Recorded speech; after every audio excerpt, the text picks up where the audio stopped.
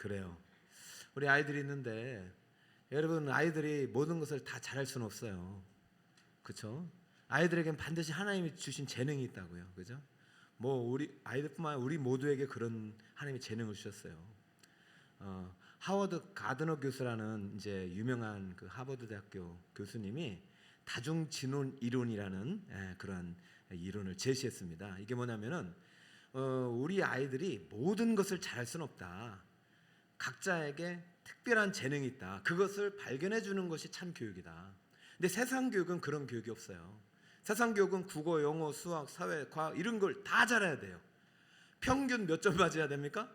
평균 뭐 몇 점 이상 해야 1등급, 2등급, 1이 된다고요. 한 과목별로 아니면 재능별로 이렇게 하질 않아요. 근데 하나님 나라는 그렇지 않습니다. 하나님 나라는 모두가 1등이 될 수 있는 나라예요. 하나님이 여러분에게 주신 재능이 있다고요.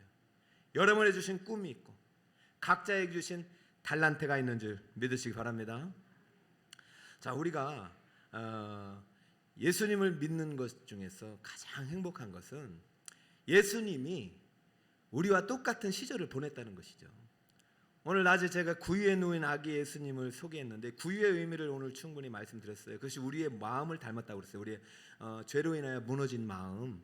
근데 이 안에 예수님이 담기면서부터 어떻게 되냐면은 우리는 예수님과 함께 자라날 수 있다는 것이죠. 우리가 예수님을 생각할 때 하나님의 아들이고 인간이 아니라 신이라는 생각은 맞아요. 100% 하나님이 맞아요. 예수님이.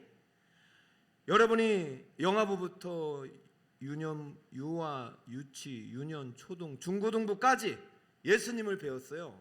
예수님은 하나님의 아들이 100% 맞아요. 그런데 우리가 오해하면 안 되는 것이 동시에 하나님은 인간으로 나셨다는 것이죠. 그 중에서도 성인으로 나신 것이 아니라 아주 갓난아기로 났다는 거예요. 오늘 영아부 친구 이름이 은솔이잖아요. 제가 와서 세례를 주었던 친구인데 오늘 이렇게 졸업을 하네. 세월이 빠르다. 축복해요. 예수님도 그렇게 나셨다는 거예요. 그리고 그때부터 예수님이 어떻게 하셨다? 자라가셨어요. 여러분, 우리 아이들은 자라나는 아이들입니다. 우리 아이들에게 점수 주면 안 돼요. 지금은 아인슈타인이란 유명한 과학자 알죠? 친구가 학교만 갔다 오면 막 시무룩해서 와요. 점수 보면 맨날 빵점. 선생님 어머니 찾아갔어요. 아니, 우리 아이가 왜 이렇게 성적이 이러냐 했더니 아니, 얘는 뭐 생각이 좀 이상하고 선생님이 원하는 답을 안 준다는 거예요. 그래서 뭐 발표를 시켜도 더듬고 말을 못하고 뭘 시켜도 늦는다는 거예요. 그래서 어머니가 화가 나가지고 알겠습니다. 자, 난 이 학교 이제부터 안 다니고 내가 직접 가르치겠습니다 하고 집에서 데려가서 좀 이게 의소침해 있는 아인슈타인에게 어머니가 그렇게 말했어요. 얘야, 절대 너는 실패자가 아니야. 너는 낙오자가 아니야. 너의 생각의 속도가 너의 언어의 속도가 생각의 속도를 따라가지 못할 뿐이야. 너 지금 말 더듬는다고 절대 걱정하지 마. 이제부터 엄마와 함께 공부할 테니까 충분히 생각하고 충분히 사색하고 충분히 시간을 가지고 네가 잘할 수 있는 분야를 발견해. 여러분, 그래서 물리학의 거장이 됐잖아요. 그가 만난 아인슈타인의 상대성 이론은요, 아직도 과학계에서 뛰어넘을 수 없는 절대 법칙이 되었어요. 여러분, 어느 날 집에 갔다 왔더니 자기 아들이 소파에서 가만히 앉아있는 거예요. 보통 부모님 같은 우라통 터져가 너 뭐하고 있어 이 녀석아? 공부해 이랬을 텐데 뭐하냐고 물어봤어요. 뭐하냐 했더니 예 어머니 저 알을 품고 있습니다. 무슨 알? 네, 제가 보니까 닭이 알을 품으니까 닭이 알에 이제 계란이 이제 깨져서 부화하더라고. 부화해서 계란이 나오더라고요. 그래서 저도 아마 알을 품으면 이게 나타나나 안 나타나 시험 중에 있습니다. 이런 나쁜 말이 나와야 되잖아요. 이게 이제 세상 방식이에요. 그런데 하나님 나라, 하나님 교회는 안 그래요. 그래? 그래, 알았다. 나도 참 궁금하구나. 한 번도 안 해본 실험을 네가 하는구나. 자, 내가 너 맛있는 거 갖다 줄 테니까 여기서 될 때까지 네가 한번 품고 있어라. 그래가지고 뭐 먹을 거 주고, 그래가지고 알이 태어났을까 안 태어났을까요? 뭘 태어나겠어요? 안 태어났죠. 그래가지고 화가 나가지고 이놈의 자식 안 되잖아 이렇게 하신 게 아니라 계속해서 뭘 해도 아들을 지지해주고 한번 해봐라. 근데 이 친구가 나중에 뭘 발견하냐면은 전구를 발견해. 전구를 발견할 때 이렇게 말합니다. 야, 내가 1만 번이나 넘는 실패 끝에 전구를 발견했다라고 신문기자가 딱 썼어요. 이분이 실패를 1만 번을 했다. 그랬더니 이 사람 누군지 알죠? 에디슨이잖아요. 별명왕 에디슨. 에디슨이 정정보도내라고 했어요. 나는 1만 번 실패한 끝에 전구를 발견한 것이 아니라 1만 번 이렇게 하면 안 된다는 성공의 원리를 발견한 거다. 나 이렇게 하면 안 된다는 것을 발견했기 때문에 난 1만 번 실패한 것이 아니라 1만 번 성공한 거다. 이렇게 말했어요. 생각의 전환이 일어나는 거예요. 사랑하는 여러분, 나는 우리 북서울 꿈의 교회 다음 세대부 자녀들이 하나님이 주신 꿈을 품고 이것이 이루어질 때까지, 열매 맺을 때까지 끝까지 포기하지 말고 기도하며 믿음으로, 기도로 여러분의 꿈을 아름답게 잉태하여 열매 맺기를 축복합니다. 여러분, 예수님을 믿는 우리에게 가장 큰 자신감은 뭐냐면 예수님이 구유와 같은 우리들에게 찾아오셔서 우리 안에 거하신다는 거예요. 그런데 거하는 걸로 끝나는 것이 아니라 함께 자라난다는 것입니다. 자, 오늘 볼까요? 2장 52절 그런 관점을 한번 이 본문을 읽어봅시다. 예수는 시작.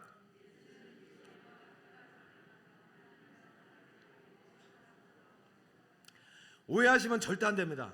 예수님은 마리아의 몸에 들어갔지만 이분은요 성령으로 잉태된 것이고 인간으로서 오셨지만 하나님이셔요.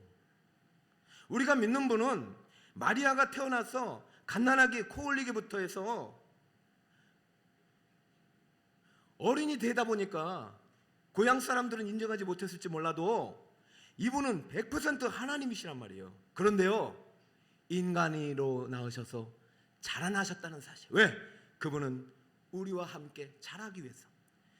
여러분, 예수님이 지혜가 자라고 키가 자라고 이럴 분이 아니세요. 예수님은 완전하신 분이에요. 자랄 공간이 없어요. 그분은 완전하신 분이기 때문에. 그런데 왜 자라겠어요? 왜 자라겠어요? 여러분이 함께 자라기를 원하시기 때문이에요. 예수님 우리 아이들과 함께 자라기를 원하시고 예수님 우리 북서울 꿈의 교회 성도님들과 함께 자라기를 원하시기 때문입니다. 여러분 멈추면 안 돼요. 이 원리를 이해하세요. 믿음은 반드시 자랍니다. 천국은 반드시 성장합니다. 천국은 멈춰있는 것이에요. 예수님이 내 안에 왔는데도 내가 여전히 과거의 습관에 매여있고 옛사람에 매여있다. 전혀 예수님이 만났는데도 변화가 없다. 그것은 예수님이 아니에요. 예수님은 반드시 우리 안에 들어서 우리를 변화시키고 우리를 자라게 하셔요. 우리 아이들이 참 예수님을 만나면 이대로 안 살아요. 이대로 안 살아요. 내 안에 주신 하나님의 꿈을 품고 어떻게든 이 꿈의 나무가 자라도록 예수님과 함께 도전하고 예수님과 함께 열심히 노력하고 예수님과 함께 그 꿈을 이루어간단 말이죠. 예수님이 마리아의 몸에 태어났는데 마리아가 처음엔 이해를 못한 거예요. 세상 사람들이 똑같은 방식으로 아기 예수가 자라기를 바라셨어요. 그래서 몇 살이 되면 어딜 가고 몇 살이 되면 뭘 하고 몇 살이 되면 이렇게 해야 된다. 틀을 만들었어요. 그때 12살 되면 반드시 6월절에 가가지고 6월절 예루살렘 가서 참 제사를 드리고 와야 된다. 그래서 데려갔는데 12살짜리는 누구를 따라다녀야 됩니까? 누구를 따라다녀야 돼요? 그렇죠. 부모를 따라다니는데 그것이 세상 사람들의 방식이에요.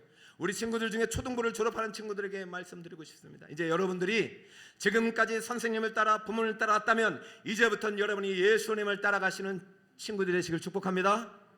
예수님이 12살 됐으면 오늘날 만님의 사춘기가 시작되는 시기고 자기의 정체성을 발견하는 시기예요. 예수님은 그때부터 자신의 신성을 깨닫기 시작하고 아니 이미 알고 계시지만 인간의 관점에서 이제부터 나는 이 세상을 구원할 6월절 어린 양으로서의 대속의 삶을 살아갈 것을 마음속에 준비하시고 그 인식을 랍비들과 열심히 토론하고 있었어요. 그러다 보니까 모든 초등학생들은 부모를 따라서 각자 집으로 돌아갔지만 그때는 예루살렘 한 번 1년에 몇 번 안 가기 때문에 참배하다가 제사전하고 돌아가려면 상당히 먼 기간이거든요.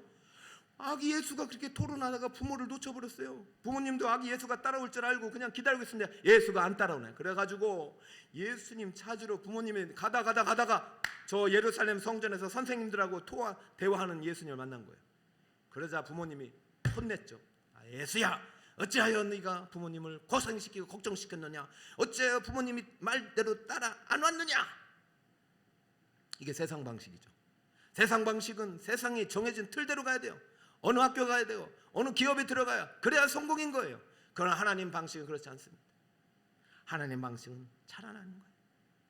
그때 예수님께서 이렇게 말씀하셨어요. 49절 함께 읽습니다. 49절입니다. 49절 여러분 성경을 보시고, 자 49절 시작.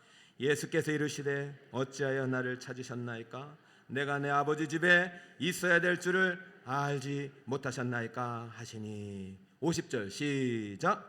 그 부모가 그 하신 말씀을 깨닫지 못하더라. 아멘. 마리아는 예수님이 내 아버지 집이라고 하는 말도 깨닫지 못하고, 내가 아버지 집에 있어야 된다는 이 말에 대해서 깨닫지를 못하는 거예요. 여러분, 아인슈타인이 말 더듬거리면서도 그 학교에서 그렇게 무시를 당해도 어머님은 품어줬잖아요. 에디슨이 그렇게 알을 품어도 어머님이 이해해 주셨잖아요. 그런데 오늘 부모는요, 이렇게 모든 아이들과 똑같이 자라기를 바라는데 어쩌면 견나가는 것처럼 보이는 아기 예수가 이해할 수 없는 거예요. 왜냐하면 아기 예수는 하나님이라고 믿지 못하기 때문이에요. 그런데요, 여러분, 진정으로 자녀를 사랑하는 부모는 어떤 부모냐? 그 아이를 누구에게 맡기는 거예요? 하나님께. 여러분은 자녀들을 하나님께 맡길 수 있는 부모가 되시길 축복합니다. 사랑하는 친구 여러분, 여러분들이 이제부터 가는 인생길 가운데 새로운 학교의 문이 열리고 새로운 친구들을 만나고 선생님을 만날 텐데, 여러분의 인생의 진정한 주인이요, 여러분의 인생의 진정한 스승은 예수 그리스도임을 믿으시기 바랍니다. 여러분, 우리가 마리아가 예수님, 아기 예수님의 참 모습을 품을 수 없었듯이 어쩌면 예수님을 품은 우리 아이들의 모습을 이해하지 못할 때가 있어요. 그러나 우리는 언제라도 이 아이들을 위해서 품고 기도해 줄 때 이 아이들의 믿음이 잘 자라고, 이 아이들의 꿈이 잘 자라고, 이 아이들의 미래가 열릴 줄 믿습니다. 저는 그래도 마리아 어머니가 참 감사해요. 51절 한번 읽어볼까요? 51절입니다. 시작. 예수께서 함께 내려가사 나사렛에 이르러 순종하여 받드시더라. 그 어머니는 이 모든 말을 마음에 두니라. 오늘 우리 자녀들 오늘 졸업했는데요, 우리 아이들의 모습을 여러분 마음속에 꼭 간직하고 앞으로 이렇게 기도해 주시길 축복합니다. 여러분, 마리아가 인간의 어머니였지만은 자기 아들 예수가 이제는 내 품 안의 아이가 아니구나, 이제는 누구의 자녀이다? 하나님의 아들이시구나, 이러한 인식을 하면서부터 그 예수를 마음에 두고 마음에 품고 예수님의 말씀을 마음에 품고 이때부터 울타리가 되어 주었습니다. 사랑하는 여러분, 오늘 졸업 예배입니다. 축하의 날입니다. 우리가 꼭 기억해야 할 것은 우리 아이들의 주인은 부모도 아니고 선생님도 아니고 예수 그리스도라는 사실입니다. 이제는 우리 아이들이 점차 학년이 올라갈수록 누구를 닮아가기를 원하면 예수님을 닮아가기를 축복합니다. 예수님은 어떻게 했느냐? 키가 자라고 지혜가 자라며 누구에게? 하나님께 더욱 사랑스러워갔어요. 또한 사람에게도 더욱 사랑스러워갔어요. 여러분, 이것은 하나님의 뜻입니다.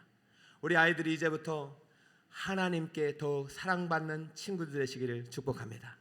우리 아이들이 더 이 세상 사람들에게도 인정받고 사랑받는 자녀들에게 축복합니다.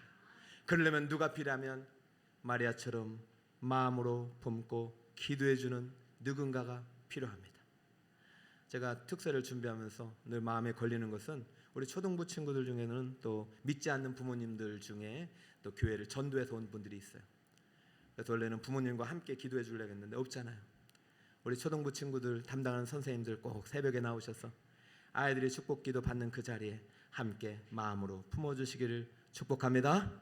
첫째 주는 항상 우리 신년 특별 새벽기도 드릴 때는 우리 다음 세대 자녀들에게 기도하는 시간입니다. 여러분, 담임 목사의 직무 중에서 여러 가지 사역들이 있지만 안수도 담임 목사에게만 주어지는 직무예요. 저는 이 안수기도를 함부로 사용하지 않고 첫째 주는 항상 우리 아이들을 위해서 품고 기도하는 시간으로 가지려고 해요. 우리 부모님들 함께 동참해 주시고 예수님께서 가르치시는 기도는 바로 이렇게 마음으로 품고 안아주는 기도예요. 하나님 아버지께 드리는 기도예요. 내 아버지 집에 거해야 되지 않겠습니까? 라고 말씀하신 예수님은 우리 모두에게 우리의 아버지가 예수님의 아버지라고 말씀하고 계신 거예요.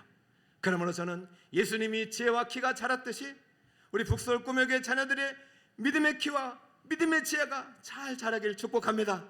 여러분의 건강하길 축복합니다. 여러분이 또 학교에서도 재밌게 공부하길 축복합니다. 비록 성적이 원하는 대로 안 나와도 하나님은 여러분이 주신 꿈과 비전이 있다는 사실을 믿고 포기하지 말고 제2의 에디슨, 제2의 아인슈타인, 제2의 다윗과 같은 위대한 인물들이 나오기를, 그래 우리 북서울 꿈에게 모든 성도님들이 품고 기도해 줄 테니 용기 있게 미래를 위해서 예수님과 함께 자라가기를 주님으로 축복합니다. 할렐루야, 할렐루야. 네, 오늘 마지막 찬송은 고요한 밤 거룩한 밤 찬송 같이 한번 드리고 기도하고 마칠까 합니다. 고요한 밤 거룩한 밤 109장 찬송입니다. 109장.